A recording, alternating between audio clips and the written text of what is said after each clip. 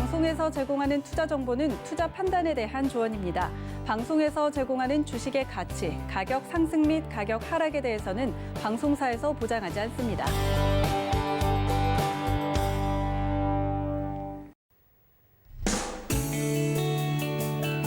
네, 안녕하세요. 실전매매 정수 시즌2 정보경입니다. 미국을 중심으로 코로나19 백신 접종이 진행되면서 경기 회복 시기가 앞당겨질 수 있다는 기대감이 나오고 있습니다.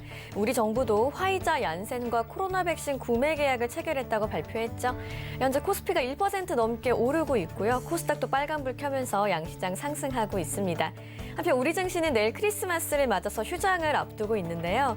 변동성이 심한 연말이다 보니까 보유하고 계신 종목 관련해서 어떻게 대응하면 좋을지, 또 내년에는 어떤 섹터에 주목해보면 좋을지 고민 많으실 것 같습니다.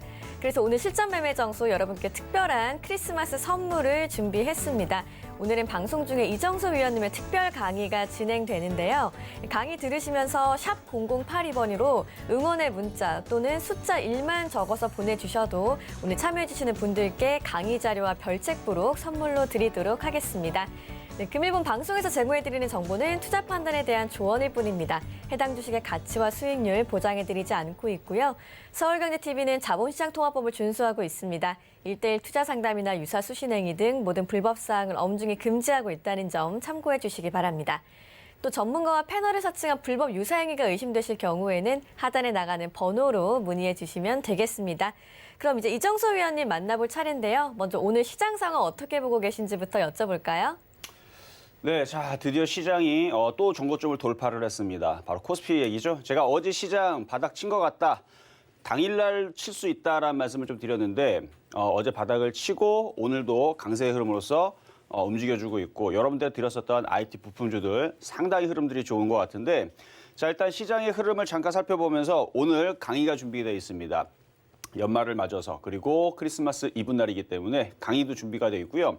이게 끝나고 나서 11시, 12시 또 여러분들한테 특별 또 공개 방송을 또 진행을 하니까 이거 끝나고 나서도 여러분들 공개 방송도 참여하시고 그리고 샵 0082번으로 지금 여러분들한테 특별한 선물 아까 아나운서님이 얘기하셨죠?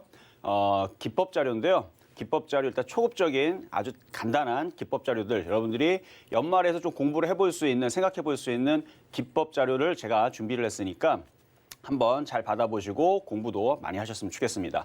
자, 그러면 시장 한번 보도록 하겠습니다. 자, 시장입니다. 자, 지금 코스피 흐름을 보게 되면 신고점이요, 또다시. 고점을 또 넘어갔습니다. 어제 LG전자, LG그룹주들 굉장히 강세를 보여줬습니다. 전기차 얘기가 나와주면서 급등을 보여줬는데 자, IT 섹터들 삼성전자도 강하고 지금 삼성전기 그다음에 뭐 SK하이닉스 다 강해요, 지금. 하이닉스도 다시 강하고 그다음에 뭐 후성도 좀 이따가 다시 리뷰하겠지만 역시 후성, 그렇죠? 이렇게 갈 줄 알고 여러분들한테 계속 강하게 말씀을 드렸던 종목이고 그다음 삼성전자, LG전자 여전히 강한 삼성전자 그리고 삼성전자 또다시 신고점을 돌파를 하면서 지수의 흐름은 굉장히 강합니다. 그래서 지금 지수의 흐름들은 내년 시장을 앞두고 일단 반도체 황금 사이클이 예고가 돼 있습니다. 그런 기사들도 많이 나와 있고요. 그래서 그런 얘기들을 좀 이따가 왜 IT를 사야 하는지에 대한 이제 증거 자료를 가지고 나왔으니까 내년에서 반도체 사이클, 황금 사이클에 맞춰서 삼성전자가 9만 원, 10만 원 가면요.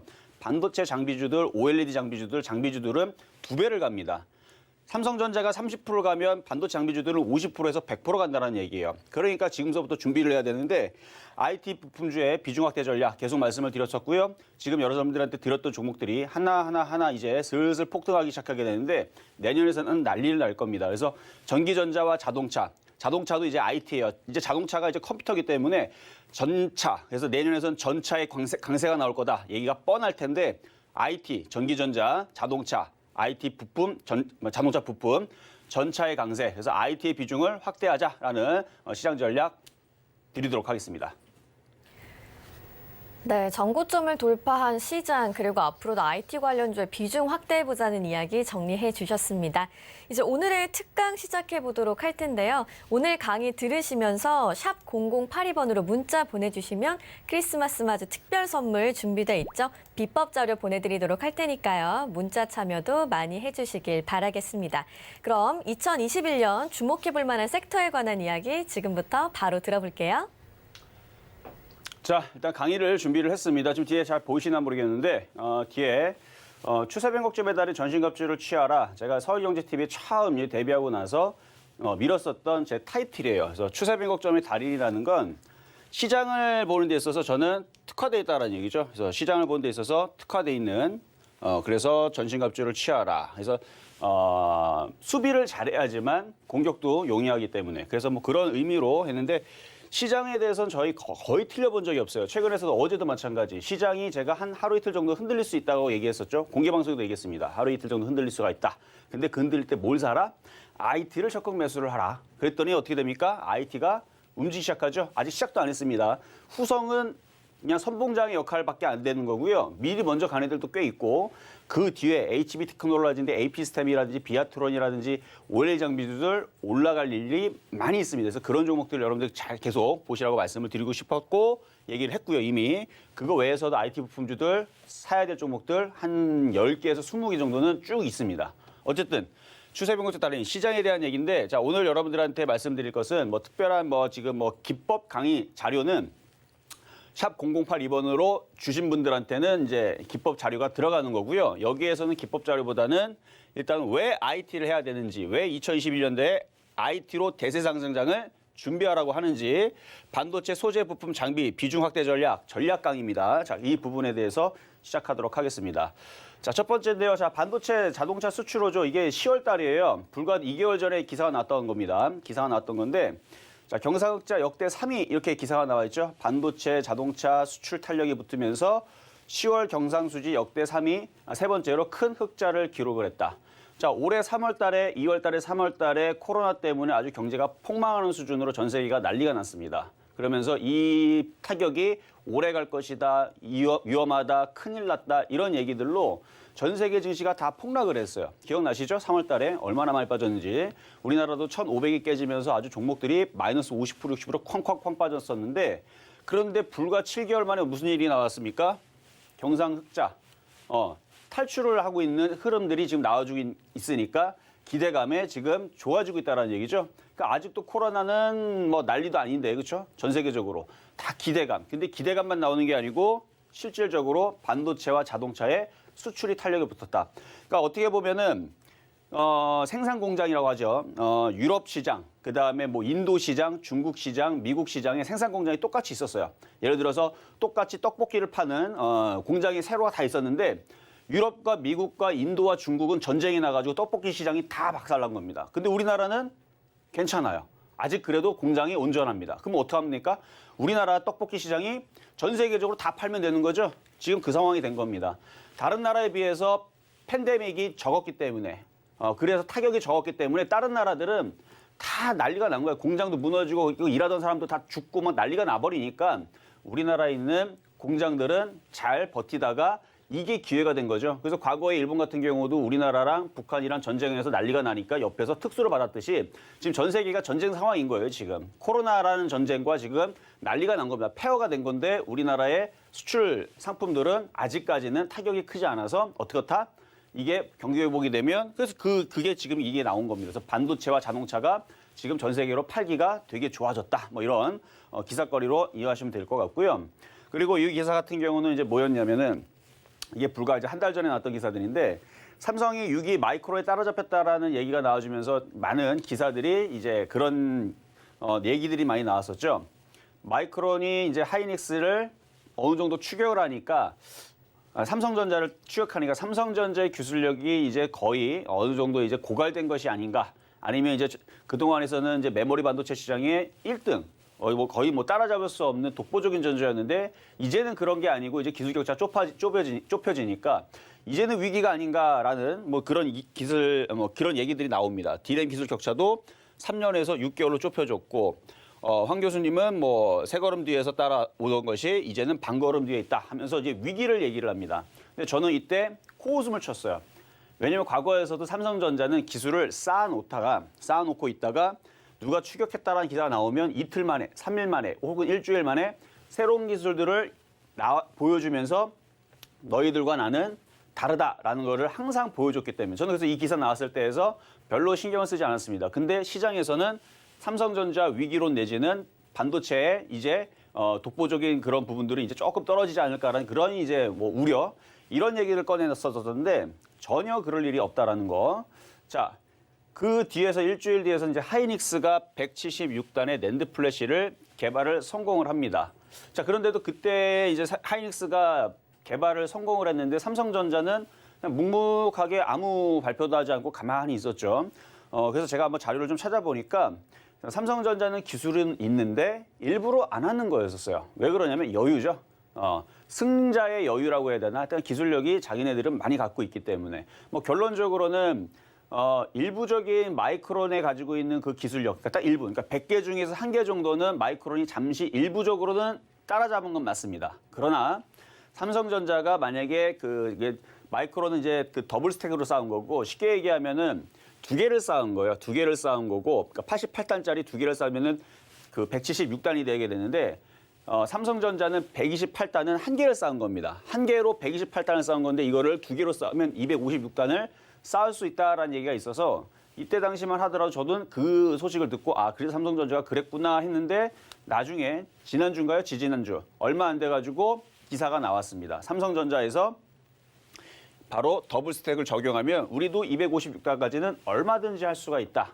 저는 이거를 보면서 역시 기술 격차는 여전히 벌어져 있고요. 그리고 내년에 있을 그 황금 사이클 반도체 시장에서 마이크론이 따라잡았다는 것은 말도 안 되는 게 확인이 됐다라는 정도. 그래서 세계 낸드 점유율 1위인 삼성전자가 차세대 V낸드 더블 스택 기술을 도입해서 256단의 적층까지도 가능하다라는 기사를 냈습니다. 그러니까 176단이 지금 마이크론과 하이닉스의 최고의 기술력인데 삼성전자는 얼마든지 심심하면 256단까지는 쌓을 수 있는 기술력을 있다라는 것을 공식적으로 발표를 한 거죠. 그래서 마이크론이 발표한 이후에서 한 달 정도 뒤에 발표를 한 건데 하이닉스가 발표하고 한 일주일 정도 뒤에서 발표를 한 내용입니다. 그래서 지금 이게 보이시는 게 이제 삼성전자 6세대 V낸드 탑재되어 있는 SSD 이게 하드디스크라고 보이는데 한번 잘 보고 있다가 좀 있다가 메모리 디스크 SSD가 뭐냐라고 이제 제가 좀 이따 이제 설명해 드릴 때 요렇게 생긴 게 이제 SSD예요, 요게 보면 메모리가 막 들어가 있고 이거 기판도 들어가 있는데 요게 이제 앞으로 많이 이제 판매가 될 그런 SSD 요거 그림이고요. 자, 그리고 이제 쭉 이렇게 보게 되면 낸드 플래시 업체의 차세대 제품들, 그러니까 이 기술력의 노화는 위에 있는 게 이제 조금 좋은 고급 그런 건데 위쪽에 포진되어 있는 게 삼성전자고 맨 밑에 있는 게 바로 중국 YMTC라는 이제 양지각 메모리 회사인데 128단 낸드 플래시를 하고 있는 이게 제일 기술력이 낮은 거고 마이크론이 여기에 있어요. 이번에 176단 3D 낸드 플래시 개발했다고 삼성전자 따라잡았다고 기사들 내보냈던 거 있죠.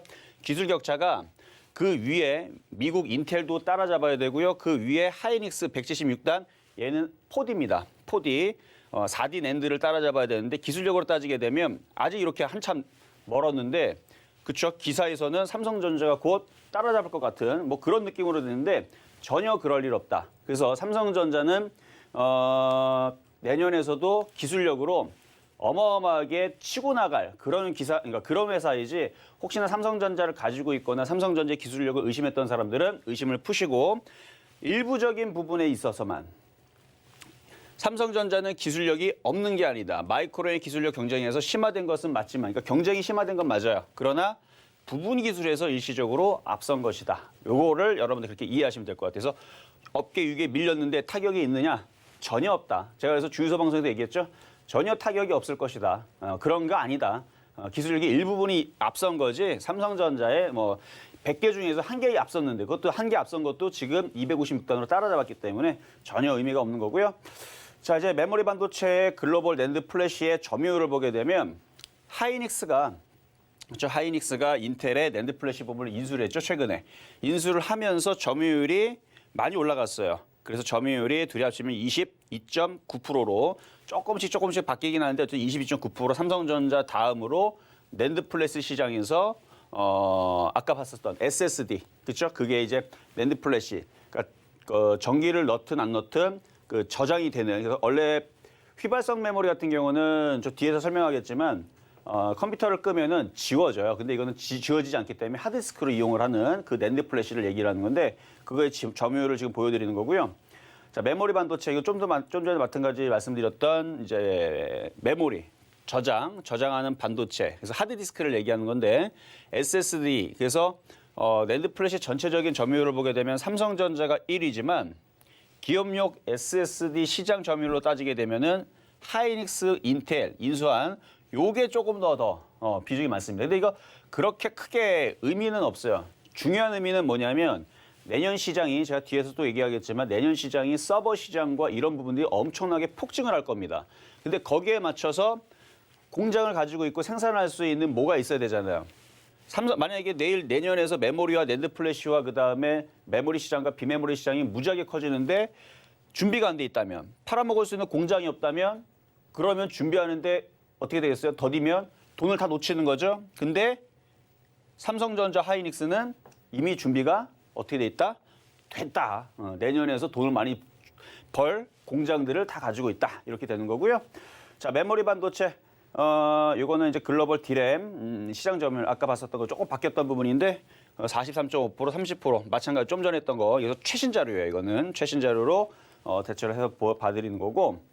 자, 메모리 반도체 종류에 대해서 여러분들이 이제 앞으로 내년에 IT가 굉장히 강하게 움직일 텐데 아직 헷갈리시는 분이 많이 있을 거예요. 낸드 플래시가 뭔지, 메모리가 뭔지, 비메모리가 반도체가 뭔지. 그래서 잠깐 아주 간략하게 정리를 해드리는 겁니다.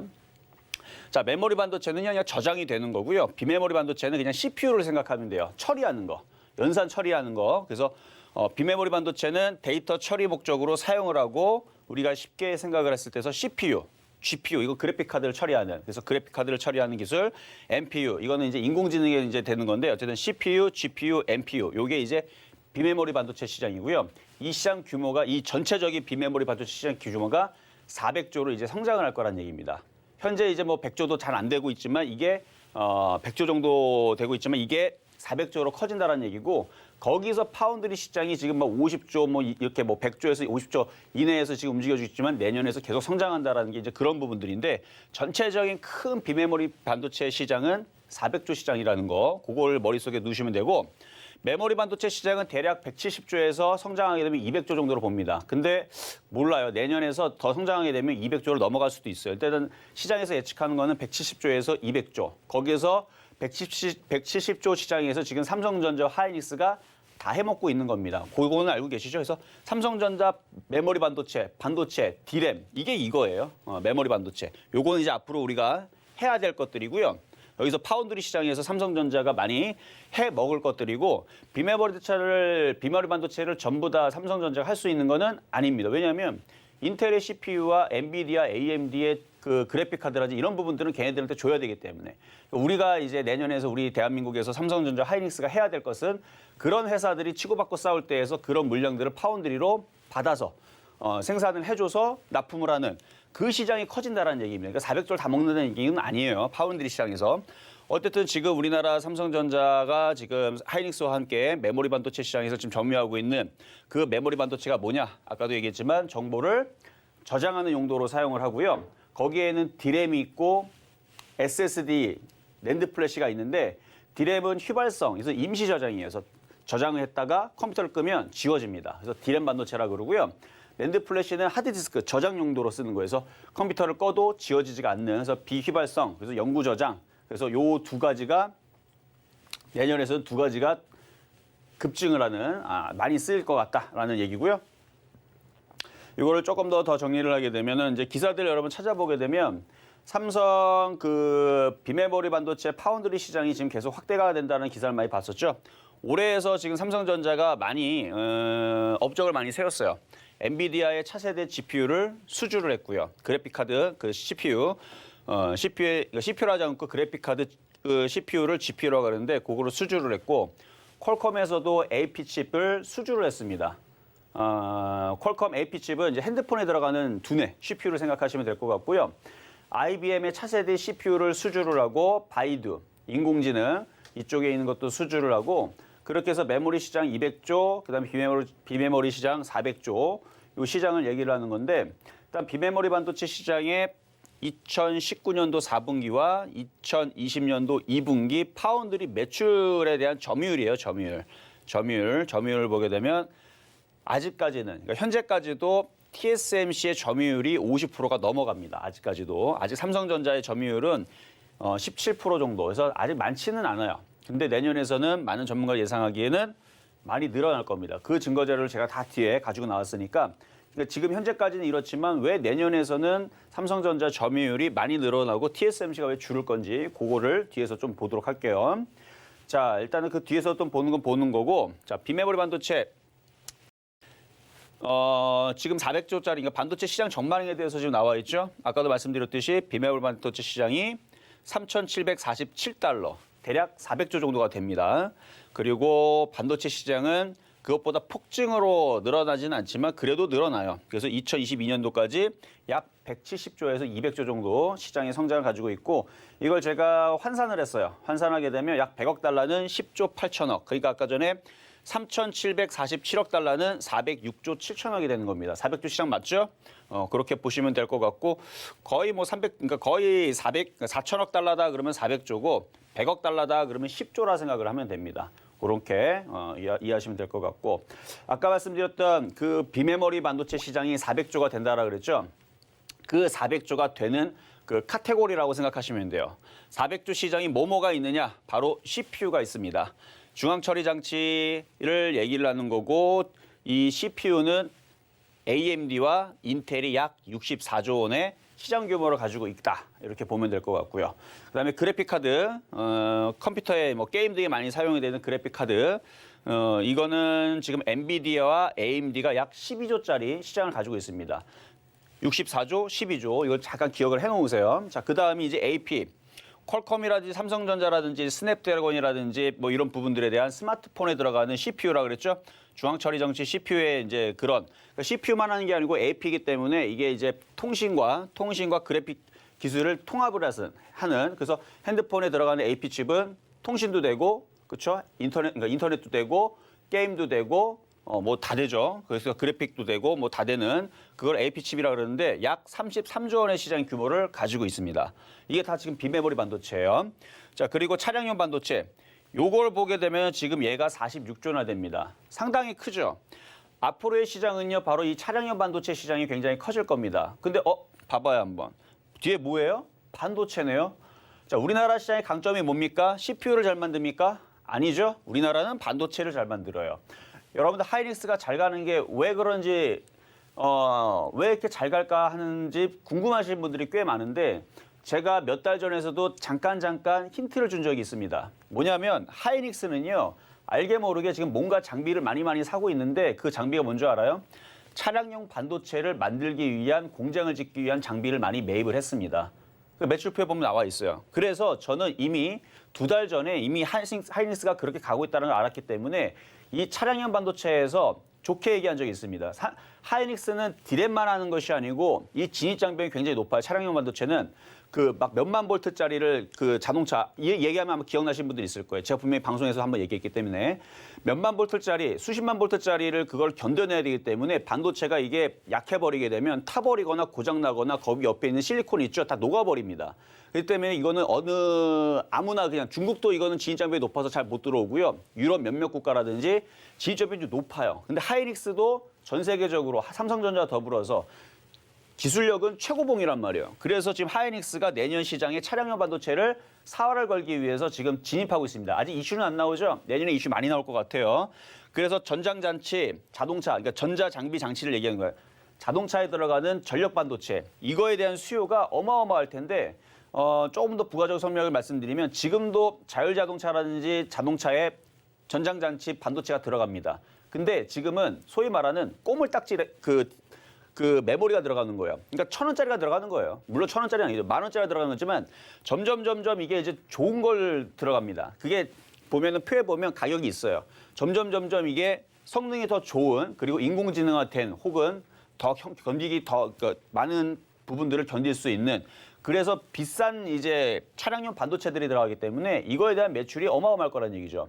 그래서 지금 들어가는 것은 그냥 간단한 별로 좋지 않은 그러니까 꼬물딱지 차량용 반도체가 들어가지만 이제는 점점 고부가가치, 더 비싸고 더 좋은 그런 부분들을 생산해서 들어갈 거기 때문에 이거를 내년에 좀 잘 봐야 되고 그래서 인피니티라든지 MXP라든지 그다음에 이제 하이닉스는 안 들어가 있지만 하이닉스라든지 이런 부분에서 내년에서는 차량용 반도체 쪽으로 46조나 됩니다. 그래서 46조 원의 시장 규모를 가지고 있는 요거 잘 보셔야 될 것 같고 그리고 차량용 반도체뿐만 아니라 전력 반도체 이것도 마찬가지예요. 여기도 아까 인피니온도 들어가 있지만 하이닉스가 또 준비하는 게 차량용 반도체 바로 전력 반도체 바로 이런 부분들 전압 화면들을 제어하는 이것도 약 15조 정도의 시장을 가지고 있는데 앞으로 더 커질 거란 얘기고요.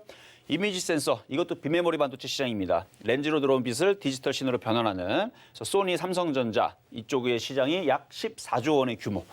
과거에서는 이제 소니라든지 이미지 센서라든지 이런 부분이 이제 다 일본 것만 좋았지만 지금은 이제 삼성전자의 기술력만으로도 고화질과 어마어마한 이제 기술력으로 이제 소니를 따라잡았다라는 정도의 느낌으로 지금 기사들이 나와주고 있는데 화소라든지 성능이라든지 옛날에 삼성폰하고 지금 폰하고 다르다는 거 여러분 다 느끼시죠? 틀립니다. 과거에서는 그렇게 좋지 않았지만 지금은 정말로 좋아요. 그래서 이미지 센서 이런 부분들도 지금 우리나라가 지금 앞으로 많이 할 수 있는 그런 많이 수익을 먹을 수 있는 그런 앞으로 밝은 IT 전망에 관련주고요. 그리고 이제 지금 계속 뭐 기사들과 뉴스들과 종목들이 막 움직이는 게 꽁을 먹으면서 움직이는 게 바로 AI 반도체죠. 인간의 뇌, 신경망과 비슷한 방법으로 정보 처리를 하고 이미지, 음성 이런 것들을 신속 처리하는. 그래서 이제 앞으로 뭐 TV가 나오게 되면 여기다가 이제 화학 물질을 넣어놓고 막 숲이 나오면 이게 숲 냄새가 나오고요.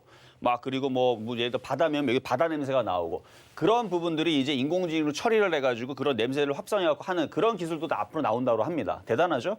어쨌든 그런 이제 AI 반도체, NPU 이런 부분들도 앞으로는 지금 당장은 아니지만 앞으로 뭐 향후 몇 년 안에서는 슬슬 AI 반도체도 발전 가능성이 굉장히 높은데 지금은 현재로서는 1조 미만의 이제 규모가 좀 낮은 시장 형성을 가지고 있지만 앞으로는 뭐 폭발적인 형성을 하지 않을까 이렇게 기대가 되는. 그래서 지금 나와 있는 부분들은 이게 지금 현재의 시장 규모에 현재 하고 있는 부분이에요. 그러니까 예상되는 부분이 아니고 근데 이 부분들이 앞으로 어떻게 된다 이게 커지면서 이게 전체적으로 다 커지면서 400조짜리로 바뀐다는 얘기입니다. 이거 다 더해봤자 약 100조 좀 넘을 거예요. 아마 다 더해봤자 뭐 100조나 200조 좀 안 될 거고 한 2, 30조 정도 될 것 같은데 그 정도 규모에서 400조로 이제 앞으로 늘어날 것이다. 그 정도만 아시면 될 것 같고요. 제가 예상하고 있는 것 중에서 하나가 제가 누누이 주유소 프로그램에서 계속 말씀을 드렸지만 삼성전자가 파운드리 시장에서 내년에는 어떤 흐름을 보일 것이냐. 현재까지는 아까도 말씀드렸듯이 엔비디아 차세대 CPU라든지 GPU라든지 퀄컴, IBM 차세대 CPU, 바이두 AI 칩 이런 부분들 다 수주를 했다라 그랬죠. 기술력이 좋으니까. 그런데 내년에서는요. AMD와 인텔의 CPU와 GPU를 위탁 생산할 가능성이 저는 높다고 봅니다. 이미 TSMC는요 공장이 꽉 차가지고 이미 주문 물량을 많이 받아가지고 AMD 물량을 많이 받아가지고 공장을 다시 더 지어야 되는데 지어도 물량을 다 못 받아요. 그러니까 지금 삼성전자 쪽으로 AMD 물량도 삼성전자 쪽으로 돌아간다는 얘기가 있고 인텔은 TSMC에 들어갈 자리가 없을 만큼 그러니까 인텔은 어쩔 수 없이 내년에서는 저는 제가 볼 때는 그래요. 삼성전자 쪽으로 위탁 생산을 CPU 자존심이 있어서 안 줄 것 같죠. 근데 줄 수밖에 없을 겁니다. 나노 공정으로 싸움을 들어가게 되면 그렇게 돼야 돼요. 그래서 지금 뭐 인텔 같은 경우는 14나노, 12나노 아직도 그 느려요. 지금 벌써 AMD는 7나노 지금 공정을 하고 CPU를 내놓으니까 AMD CPU가 더 좋아요. 지금은 인텔 CPU가 제일 좋은 게 아니고요. AMD가 훨씬 더 좋은 CPU로 바뀌었습니다. 그래서 인텔은 지금 그거를 위해서 삼성과 손을 잡아야 돼요. 그래서 내년에서는 삼성전자가 올라갈 때 인텔과 손 잡았다, 인텔의 CPU를 잡았다 이렇게 얘기 나오면 삼성전자는 폭등이 나오고 관련된 장비줄은 많이 올라가겠죠. 그걸 우리가 예상해 봐야 된다는 얘기예요. 그래서 앞으로의 구도는 인텔과 AMD의 싸움도 되겠지만 그것만 싸움하는 게 아니고 퀄컴과 엔비디아도 지금 CPU 시장을 보고 있습니다. 왜 그러냐면 이제는 CPU가 컴퓨터만 들어가는 게 아니고요. 컴퓨터, 노트북, 태블릿, 스마트폰 거기에다 어디 들어갑니까? 자동차. 거기에 들어가는 CPU와 GPU의 경계가 모호해집니다. 성능들이 좋아지면서 모호해지면서 이 엔비디아도 ARM을 인수를 하고 퀄컴도 자체적으로 이제 그 CPU와 GPU와 그런 통신 부분을 알아서 다 하는 통합 칩셋이기 때문에 성능들이 높아지면서 CPU를 능가할 수도 있는 그건 아무도 모르는 거예요. 원래 AMD가 인텔을 따라잡을 거로 누가 예상을 했습니까? 근데 따라잡았잖아요. 원래 AMD는요, 과거에서 CPU는 별로였고 GPU 쪽에서 엔비디아와 둘이서 싸웠던 그래픽 카드 회사였습니다. 근데 CPU를 만들기 시작하더니 조금 그래도 이게 성능이 되게 좋았고 별로 안 좋았거든요. 그래서 돈 없으면 이거 사고 돈 있는 애들은 인텔 CPU 사고 이랬었었는데 지금은 AMD가 훨씬 더 좋아버렸어요. 그러니까 엔비디아가 ARM 인수한 이후에서 얘네들이 이거를 이겨버릴 수도 있는 거죠. 그래서 이 통화 칩셋으로 앞으로는 갈 가능성이 있다. 그래서 통화 플랫폼, 초고속 인터넷과 결제를 붙이고 컴퓨터에다가 인공지능까지 붙여서 얘네들이 이제 누가 승자가 될 거냐. 그러니까 간단히 얘기하면 얘네들끼리 피 터지게 싸우는 겁니다. 이제 앞으로 향후 5년 동안 피 터지게 싸우는데 재미있는 건 얘네들은 빅메모리 반도체를 열심히 만들어주면 되는 거고요. 그러니까 피 터지게 싸우면서 만드는 거고 그거를 그 힘의 역량을 집중을 시키기 위해서 공장은 다른 애들한테 줘야 된다는 얘기예요. 자기네들은 이제 칩 설계에다가 기술력과 돈을 다 투입을 해서 열심히 싸워야죠. 왜냐면 여기서 몇 애들은 망할 거니까. 그래서 몇 애들은 없어질 수도 있으니까 없어지지 않기 위해서 피 터지게 싸워야 되는데 삼성전자는 얘하고 물량들을 받아서 생산만 해주면 돼요. 그 돈은 누가 버는 거예요? 삼성전자와 TSMC가 버는 거죠. 그래서 파운드리 시장은요, 이거를 공장을 짓고 7나노에서 6나노로 1나노를 줄이기 위해서 돈이 어마어마하게 들어갑니다. 어마어마하게 들어가기 때문에 얘네들이 두 개 다 할 수가 없는 거예요. 그래서 삼성전자가 지금 하고 있는 부분은 굉장히 똑똑하게 잘하고 있는 거다. 그래서 얘네들이 치고받고 싸울 때에서 그냥 뒤에서 물량만 받아주면 되는 거예요. AMD 물량 받아주고 퀄컴 물량 받아주고 그러니까 제일 논하는 제일 편한 포석에 있는 거죠. 그래서 TSMC와의 경쟁에서만 이기면 되는데 저는 이길 것 같아요. 자, 그리고 지금 기사에서 계속 얘기하는 게 바로 반도체 슈퍼사이클이 온다. 그거에 대한 이제 기사들인데 제가 그거를 정리를 해봤습니다. 자, 일단 시기상 슈퍼사이클이 올 때가 되었습니다. 바로 2017년도에 서버 디램 때문에 슈퍼사이클이 왔었었죠. 근데 그 메모리 반도체의 그 사이클이 3년에서 4년 정도가 되는데요. 그래서 만약에 서버 디램 같은 경우는 4년 정도 교체주를 갔는데 그때에서 교체를 못하면 성능에 문제가 있답니다. 그래서 원래는 올해 2020년에 올해나 내년에 서버 교체를 해줬었어야 되는데 뭐 때문에 바로 코로나 사태로 해서 기업들이 투자를 못했습니다. 그래서 이제는 이제 경기가 아까 살아난다고 보여드렸죠. 경기가 살아나고 있는 지표들이 나와주면서 미뤄졌던 투자와 신규 수요, 내년에 투자해야 될 것들. 그래서 서버 수요가 폭증을 할 겁니다. 그래서 내년에 그래서 반도체가 급증할 수밖에 없는 거예요. 거기다 전 세계적으로 지금 코로나로 인해 가지고 다들 집에만 있으니까 넷플릭스라든지 이런 것만 이제 많이 이제 보는 시청자들이 많이 늘어났답니다. 그러면은 그거를 또 실시간 스트리밍으로 빨리빨리 보려면은 그런 이제 서버라든지 이런 것도 증대도 많이 해야 될 거고, 그다음에 5G라든지 이런 부분들, 초고화질 영화라든지, 그다음에 고사양 게임이라든지 이런 것들을 즐기려면 거기에 맞는 서버가 구축이 돼야 되기 때문에 아마 올해와 내년에 얹혀가지고 모조리 디램과 서버에 대한 수요가 폭증을 해서 내년에 급증할 게 확실시하고요. 그리고 삼성이 하이닉스가 이번에 DDR5 램을 출시를 했죠. 전송 속도를 보게 되면은, 그러니까 이 2013년도에 나왔던 램인데 2020년 7년 걸렸어요. 지금 양산이 되는지. 개발은 더 빨리 됐지만 양산이 되는지는 7년이 됐는데 속도가 180%가 더 빠릅니다. 1.8배이기 때문에 180%가 더 빨라요. 30%가 빨라도 빠르다 그러는데 180%가 더 빠르니까 FHD급 영화를 11편을 1초 만에 전송을 할 수 있답니다. 그래서 DDR5 램은 이제 이번에 그래서 서버 교체와 함께 이번에 그 인텔 서버용 그 CPU도 내년 하반기쯤에 이제 나올 거라는데 인텔이 서버용 CPU의 독점 90% 정도 독점을 하고 있거든요. 그러면 또 그 CPU에 맞춰가지고 그 앞으로의 서비스에 맞춰가지고 램도 교체를 해주는 교체를 해줘야 되는 시기가 됐고, 그래서 내년에서는 교체가 됩니다. 그러니까 이걸 또 간략하게 말씀을 드리면 기존에 있었던 DDR 램으로 전 세계적으로 다 깔렸죠. 다 깔려 있는 부분들을 다 이제 갈아엎고 더 빠른 이걸로 교체를 해줘야 된다는 얘기. 이유는 이런 서비스들을 하려면 영화라든지 그 고사양 게임이라든지 아니면은 자율주행을 하려면 이제 다 갈아엎어야 된다는 얘기입니다. 전 세계에 있는 기업에 있는 우리나라의 모든 기업, 대한민국에 있는 모든 기업에 있는 램을 다 갈아엎어야 돼요. 다 버리고 다 새로 다 깔아야 됩니다. 다른 나라도 마찬가지. 다 깔아야 돼, 새로. 새로운 램으로 다 깔아야 됩니다. 이유는 속도 차이가 어마어마합니다. 이거는 깔아줘야 돼요. 그래서 내년에서는 다 갈아엎어야 됩니다. 기존에 있었던 꼬물딱지 램들은 다 버리고 새로운 램으로 갈아치워야지만 된다. 그러니까 어마어마한 수요가 발생을 하겠죠. 자, 그리고 이거는 이제 여기서 이제 처음 얘기하는 부분인데요. 그 인터넷 속도를 빨리빨리 이제 전달해야 되는데 하나의 중앙 처리 장치로 이걸 다 하게 되면 버퍼링이 걸리거나 이게 다 처리할 수가 없어요. 그러면 속도는 빠른데 이렇게 연결하게 되면 이거를 제대로 운영할 수가 없어서 그 MEC, 모바일 엣지 컴퓨팅이라 그러는데 중간에서 중간적으로 이렇게 연결을 해주는 컴퓨터를 얘기하는 겁니다. 이렇게 MEC.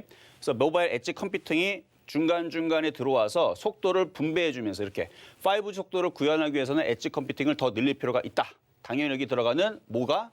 메모리 수요가 늘어날 것이다. 이게 아마 내년에서는 폭증할 거고요. 그래야지만 사용자 근처에 위치한 서버에서 데이터 정성을 빨리 분산해서 처리를 할 수 있기 때문에 이렇게 해서 속도가 나오거든요. 그래서 이런 부분이 또 내년에서는 많이 투자가 들어갈 거기 때문에 당연히 메모리가 많이 필요할 거고요. 또 하나가 플레이스테이션 5. 저도 게임을 좋아하긴 하지만 이게 한 번 하면은 이게 잠도 안 자고 직장인들이 이게 게임을 해요. 그래서 저는 안 하는데 플스4가 사람들이 많이 갖고 싶어하는 기계 이렇게 생겼어요. 이렇게 생겼는데 기존에서는 하드디스크 저장 장치로 사용을 했기 때문에 굉장히 느리답니다. 로딩 속도가. 근데 이거는 SSD이기 때문에 굉장히 빨라졌어요. 근데 이게 이제 내년에서 어느 정도 팔릴 거냐 예상하면 1억대 정도가 팔릴 거라 그러는데 많이 팔리는 거죠. 그래서 이거에 대한 엑스박스와 플레이스테이션 스테이션 요거에 대한 수요가 내년에서 만만치 않기 때문에 D램과 낸드 플래시 수요도 굉장히 많이 들어갈 거예요. 그렇게 해서 요것도 내년에서 폭증시킬 수 있는 거고 그리고 최근에 마이크론 정전 사태도 벌어졌었고 하이닉스의 D램 그 생산 라인 일부가 비메로 반도체 생산을 전환하면서 D램 공급이 또 줄어들지 않을까라는 우려 때문에 가격이 계속 올라갑니다. 이거는 이제 용산 단화학 가격인데요. 이게 지난주 일주일 전에 찍었던 가격인데 이게 지금 최고 가격이 37,000원이죠. 현재 42,000원까지 올라갔습니다. 폭증하고 있어요. 계속 폭증합니다. 가격이 계속 폭증을 해요. 그래서 램 가격도 계속 그 현물 가격, D램 현물 가격도 지금 바닥을 치고 올라가고 있지만 여러분들이 구매를 하려고 해도 일주일 지나면 막 5,000원 올라가고 2주일 지나면 10,000원 올라가고 지금 그런 상황이에요. 그러면 그런 애들이 왜 가격이 올라가느냐? 그 이유는 바로 내년에 아까도 얘기했지만 슈퍼사이클이 오는데 구글과 아마존도 지금 열심히 그런 이유로 인해서 램을 막 사고 있고요. 그리고 지금 보면은 뒤에 보면은 삼성전자 이재용 부회장 같은 경우도 지금 계속 장비를 EUV 나노 공정이라든지 이런 부분에 대한 이제 계속 매집을 이제 장비를 많이 사고 있는 부분들도 있고 그 다음에 반도체 장비 매출 같은 경우도 지금 거의 역사상 지금 최고치로 기대감이 굉장합니다. 그래서 반도체 매출이 이렇게 커져버리게 되면 여기 써 있죠. 장비 투자의 증가는 반도체 공급 확대로 이어진다. 그렇죠? 확대로 이어진다. 그래서 내년에서는 이렇게 확실히 왜냐하면 반도체 장비에 대한 매출이 지금 늘어나 있는 게 지금 증거가 있으니까 이것은 바로 내년에 반도체의 황금 사이클의 기준이 된다는 얘기예요. 그리고 지금 파운드리 시장 같은 경우도 지금 이제 어제 그저께 제가 기사를 가지고 나온 건데 제목만 봐도 풀가동에도 부족하다. 몸가 오르는 파운드리 업계, 파운드리 시장. 그렇죠? 호황을 맞고 있답니다. 지금 공급이 수요를 못 맞출 정도로 자, 그러면 이제 마지막으로인데요. 자, 지금 최근에서 TSMC가 가격 할인을 10년 만에 폐지를 했습니다. 왜 폐지를 했느냐? 왜 폐지했냐면 TSMC가 지금 그거를 해달라는 기업은 많은데 자기네 공장이 꽉 찬 거예요. 그러니까 비싸게 올려도 다 해달라고 날린 거죠. 그래서 할인 가격 정책을 10년 만에 폐지를 했습니다. 그러니까 어떻게 해요? 다른 수요업체들이 삼성전자를 주목을 하면서 왜? TSMC 말고는 미세 공정을 구현할 수 있는 업체는 삼성전자가 유의를 하고 파운드리 업체에서 또 삼성전자가 또 판정승했다는 기사가 나왔는데 왜냐하면 삼성전자가 엔비디아라든지 이런 애들을 또 2차 물량을 또 받았습니다. 결국은 고객의 양과 질을 모두 개선하면서 8나노 공정의 안정적인 기술적도 그 부분도 인정을 받았고 인텔, 퀄컴, 구글, 시스코, IBM, 중국 바이두 등 고객 다양하게 지금 성공을 했고 지금 오히려 TSMC보다는 이제 삼성전자 쪽으로 많은 전문가들과 많은 기업들이 눈을 돌리고 있어요, 지금. 왜냐하면 기술 이런 이유로 인해서 그리고 그걸로 인해서 삼성전자는 내년에서 굉장히 좋은 포트폴리오를 지금 구성이 되어 있는데 삼성전자가 4나노를 지금 양산을 하기 위해서 하고 있답니다. 지금 TSMC는 5나노를 가지고 지금 열심히 끙끙 앓고 있는데 지금 삼성전자는 4나노 양산, 개발이 아니고요. 양산을 지금 준비하고 있답니다. 이게 성공하게 되면 모든 기업들은 다 삼성전자에 대해 맡길 수밖에 없어요. 왜 그런지 좀 궁금하시죠? 그 부분은 제가 나중에 다시 왜 5나노와 4나노, 6나노, 4나노 이 차이가 얼마나 큰 건지 그 부분은 지금 시간이 없기 때문에 오늘 여기까지 마무리를 하고 다음 강의 때 준비하도록 하겠습니다. 네, 이정수 위원님이 준비해 주신 특별 강의 2021년에 주목할 만한 섹터에 관해 들어봤습니다. 반도체 업종에 관해서 강조 많이 해주셨는데요. 크리스마스에 딱 맞는 좋은 선물이 된 것 같습니다. 그리고 오늘 방송 중에 샵 0082번으로 문자 보내주시는 분들께 크리스마스 선물로 강의 자료 보내드리고 있습니다. 문자 참여 많이 해주시길 바랄게요. 그럼 이제 빼놓을 수 없는 순서죠. 표적 종목 만나보도록 하겠습니다. 먼저 지난주 표적 종목부터 확인을 해보시죠. 네, 지난주 표적 종목 확인을 해보면요. KM이 18%, 후성이 12.4%, 하나마이크로는 4%의 수익률 내고 있습니다. 이번 주 종목도 한번 확인을 해볼까요? 종목들 대부분 잘 가는 모습이죠. AP시스템도 소폭의 수익 내고 있고 TK케미칼과 AP시스템 4% 넘는 수익률 각각 보여주면서 목표 수익률 달성했습니다. 개별 종목의 총 누적 수익률은 1136.4%고요. 그럼 오늘의 표적 종목 확인해 보시죠. 네, 오늘 종목으로는 덕산 네오룩스 올라와 있네요. 어떤 종목인지 매수가와 매매 전략까지 자세한 이야기 들어볼게요.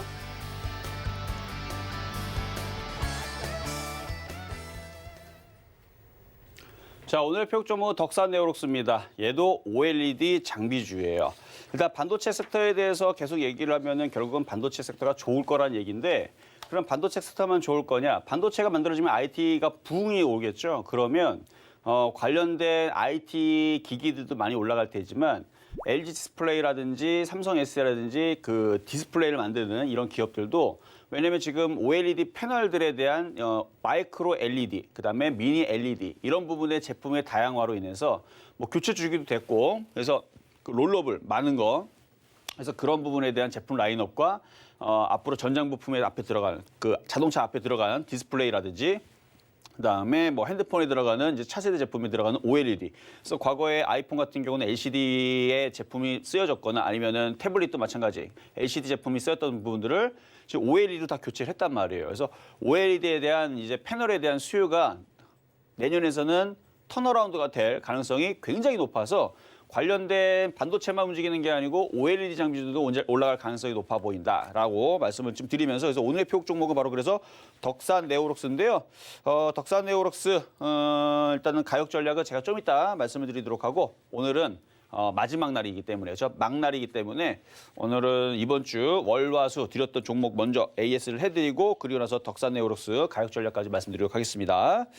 자, 일단 이번 주 월요일 날 말씀드렸던 AP 시스템 부터 보도록 하겠는데요. 자, AP 시스템을 월요일 날 드리고 수요일도 2번 드렸어요. 자, AP 시스템. 자, AP 시스템 아침에서 가격대가 24,700원. 그러면은 월요일 날에 드렸던 가격으로는 1.2%가 수익이 났다가 지금 밀린 거고요. 갖고 있어도 됩니다. 자, 근데 이거를 이제 수요일 것까지 다시 연결해서 얘기하면 어제 여러분들한테 드렸을 때도 23,650원을 다시 재추천했었죠. 그때 기준으로는 4.4% 수익률 달성 성공이 됐습니다. 그러니까 거기에 올라왔을 때 단기적으로 매도하신 분들은 다시 사셔야 돼요. 다시 사셔야 되고 매도 안 한 사람들은 내년에서 OLED 패널 관련주들이 분명히 갈 겁니다. 왜냐면은 이 OLED 패널이 쓰이는 것들이 많아요. 그 롤러블 많은 거 있죠. 그래서 마이크로 LED TV, 그다음에 OLED TV. OLED TV는 여러분 잘 알고 있는 그 LG에서 많이 진짜 뭐 이게 진짜 LED 뭐 그 광고하는 거 있죠. 자발광. 그 뒤에 백 패널이 없이 자발광. 그래서 검은색을 표현할 때 그냥 끄면 돼요. 그래서 백 패널이 없습니다. 근데 마이크로 LED TV도 자발광입니다. 그래서 백 패널이 없어요. 그러니까 당연히 유연하죠. 휘어집니다. 말수가 있어요. 그래서 그런 제품들이 내년에서 나올 건데 그런 제품들이 라인업들이 쫙 깔리면서 자동차에도 들어가고 핸드폰에도 들어가고 여기도 들어가고 저기도 들어가는데 또 이게 웃긴 게 이제 내가 투명 LED라 그래서 이제 투명 이제 유리판에도 이제 들어갈 수도 있고 아니면 광고판이나 아니면 그런 데 들어가는데 이게 이제 태양광하고 이제 그 해가지고 하는 그런 이제 LED 부분도 아마 이슈가 좀 될 것 같긴 한데 아직까지는 그 부분은 뒤로 두고 지금 있는 앞서서 말씀드렸던 마이크로 LED와 미니 LED, 그래서 기존에 있었던 LCD 제품들을 대체하는 지금 좋은 라인업들에 대한 제품들이 나왔기 때문에 내년의 수요가 괜찮지 않을까. 그래서 OLED 패널 관련주들은 지금 바닥이에요. 지금 다들 바닥이니까 바닥에 있다가 올라가면 올라가지 빠지지는 않을 거거든요. 최근에 LG전자도 올라간 게 빠져 있었던 바닥 종목이기 때문에 이슈 붙이고 움직이는 겁니다. 전장 부품, 전기 자동차 이 부분은 저도 과거에 예상을 했었어요. 언젠가는 뭐 얘네들이 그런 왜냐면 전장 부품 사업을 했으니까. 그래서 전기차에 대한 부분에 대해서 얘네들이 이제 완성차, 아니 청소기 업체도 하는데 2017년도에 청소기 업체도 그 자율주행차 하겠다라고 기사가 나온 게 있었습니다. 그래서 야, 그 정도로 진입장벽이 쉬우면 그냥 뭐 이거는 뭐 LG전자도 하면 되겠네. 그런 생각으로 했었던 건데 어쨌든 그런 이슈. 자, 그리고 화요일 날에 말씀드렸던 TK케미칼도 보도록 하겠습니다. 자, TK케미칼. 자, TK케미칼도 수익을 4.1% 수익을 들였었죠. 근데 안 팔고 아마 갖고 있는 사람들도 있을 텐데요. 다음 주에서 뭐 물론 다음 주 며칠 안 남지 않았지만 타이밍을 봐서 한 2,300원이나 2,200원이나 하여튼 더 밀리게 되면 그때에서는 바닥에서 사서 끌고 갈 수 있는 패턴으로 그때는 다시 한번 갖고 나오도록 하겠습니다. 어쨌든 이거는 수익 내신 분들은 잘하신 거고 안 갖고 있는 사람들은 다시 올라올 때까지 좀 기다려 보시면 좋을 것 같고요. 자, 그러면 오늘의 표역 종목 덕산 네오록스 보도록 하겠습니다. 덕산 네오록스. 자, 매수 가격 제가 33,000원으로 지금 설정을 해드렸는데 지금 보면은 코스닥과 코스피를 보게 되면 지금 지수가 조금 밀리죠. 그러니까 폭등은 아니고 폭락도 아니고 그냥 올라갔다가 밀리는 정도인데 그냥 잠잠하면 이런 상태에서는 좀 저점 매수를 하면은 그렇게 쫓아갈 필요는 없을 것 같아요. 그래서 33,000원 정도 부근이면은 지금 여기서 이쪽으로 내려와야 되는데 그래도 오늘 장까지 잘 기다리면 33,400원까지는 밀릴 수 있을 것 같거든요. 그래서 매수 가격은 그래도 안 내려올 수도 있으니까 그냥 지금 가격으로 33,600원 어차피 200원 차이니까 33,600원에 공략을 해보시고요. 그리고 밀리게 되면 더 싸게 사세요. 아마 지금보다 더 떨어질 겁니다. 지금 아직까지 그 연말장으로 들어가게 되면 원래 시장이 잠잠해요. 폭락은 없습니다. 내가 없을 거라 그랬죠. 연말장은 잠잠하게 끝나고 요이 땅은 원래 신년 효과, 1회 효과라 그래서 IT 부품주들이 1월 달서부터 이제 아까 말씀드렸던 그런 이제 기사들이 나올 거예요. 뭐 엑스박스 얘기 나오고 뭐 서버 증대는 얘기 나오고 막 그 수요 얘기 나오고 지금 용산에 제가 그 메모리를 살라고 28,000원, 26,000원에 제가 째려보고 있었는데 그거 안 샀더니 31,000원 갔더니 안 샀더니 어떻게 돼요? 주식하고 똑같아. 안 샀더니 계속 올라갔는데 지난주에 제가 그래서 39,000원이나 샀죠. 8기가짜리를 그냥 샀어요. 그래서 39,000원 샀는데 지금 42,000원 갔습니다. 물론 가격 차이가 3, 4,000원밖에 차이가 안 나지만 한 개의 차이가 그 올라가는 게 지금 벌써 일주일 지나면 30%씩 올라가요, 가격이. 근데 이게 왜 올라간다고요? 앞으로 많은 기업들에서 램을 막 달라고 막 난리도 아닙니다. 지금 삼성전자와 하이닉스의 재고 물량들이요. 지금 다 소진이 거의 다 됐어요. 왜 그래요? 서버 증대한다고 지금 구글부터 해서 아마존부터 얘네들이 무지하게 지금 램을 지금 다 매입을 하고 있단 말이에요.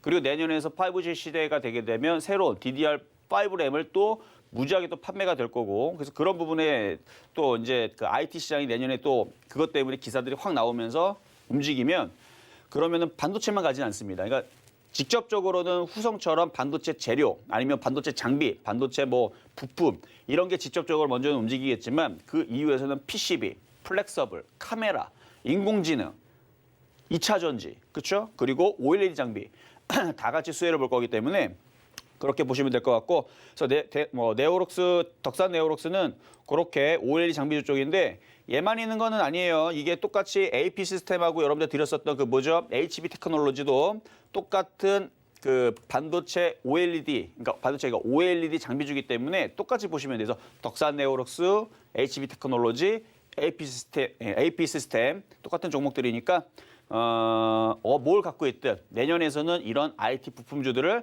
하나 정도가 아니고 비중을 50%에서 많게는 80%까지 실어야 된다라는 말씀을 드리면서 오늘의 표적 종목 HB 테크놀로지였습니다. 네, 오늘의 표적 종목까지 만나봤습니다. 오늘 실전 매매 정수는 크리스마스 기념 특강으로 함께 했는데요. 종목 상담 받지 못해서 아쉬운 분들은 잠시 후 이어지는 무료 방송에서 시장 이야기까지 함께 진행해 드리도록 할 테니까요. 무료 공개 방송까지 놓치지 마시길 바라겠습니다. 그리고 이번 주 토요일이죠. 26일 오후 1시부터는 이정수 위원님 그리고 서울경제TV 전문위원들이 함께하는 언택트 강연회가 열립니다. 노란톡 오픈 채팅방에서 서울경제TV 언택트 강연회 검색하시고 많이 참여해 주시길 바라겠습니다. 금일본 방송에서 제공해드린 정보는 투자 판단에 대한 조언일 뿐입니다. 해당 주식의 가치와 수익률 보장해드리지 않고 있고요.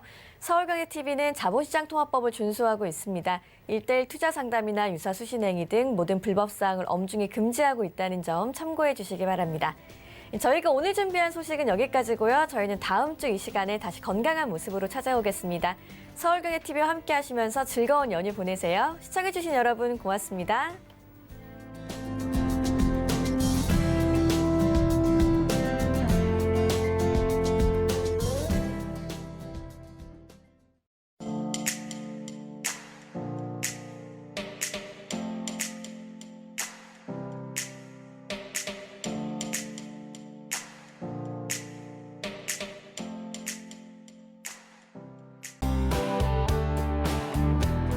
본 방송에서 제공하는 투자 정보는 투자 판단에 대한 조언입니다. 방송에서 제공하는 주식의 가치, 가격 상승 및 가격 하락에 대해서는 방송사에서 보장하지 않습니다.